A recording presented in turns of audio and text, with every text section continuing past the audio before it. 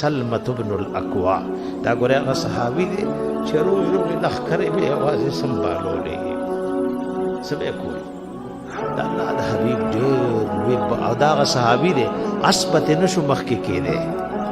اثر چې په منډه د والده واس نه مخکې شو اختارهم الله لصحبت حبیبه الله د یو شخص انتخاب کړو د خپل حبیب د صحبت لپاره سلمة بن الاکوا روغ لښکرې یوازې چې کله د خپل منځ کې جګړه جوړ شو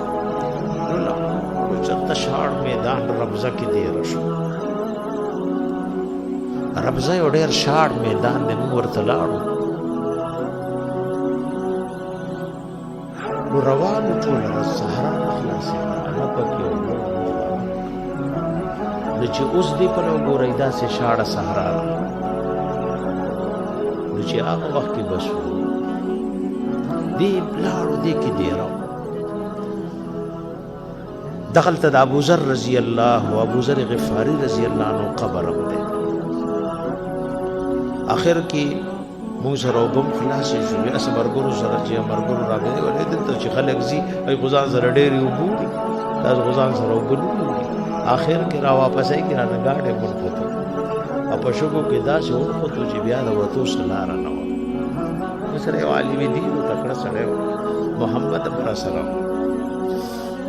موږ ورته ته کوئی لاړ شي وای چې تاسو درک وکړي نه دواړه لاړ ډېر پیدل مزل ابلدی والے له وی چې دا شانونه گاډي نه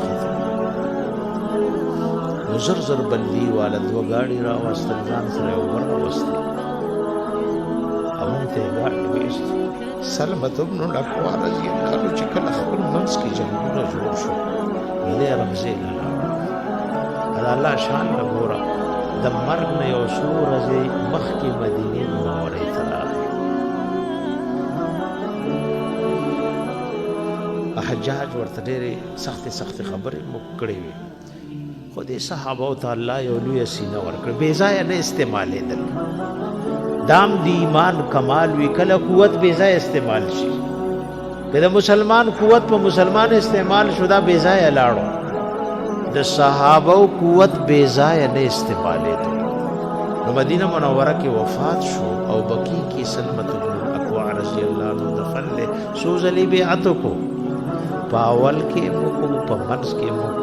او الله ویل لقد رضي الله عن المؤمنين صحابه سلوش اکل وید الله فوق ایدیهم دا الله لاس د دې د لاسونو د پاسو ادي په لورا دا د صحابه شان دې موږ تاسو دې الله ټول جنت ته وردن رکھي نو الله باندې نعمتونه راکای با د ټول نعمتونو په آخر کې بدای او د صحابه شروع د کوم ځای نو شو لقد رضي الله عن المؤمنين زمونږ د خوشحالو د جنت د نعمتونو انتها به پسې ورضوان من الله اکبر الله وای بس جنتیانو بزدن راضی شو نور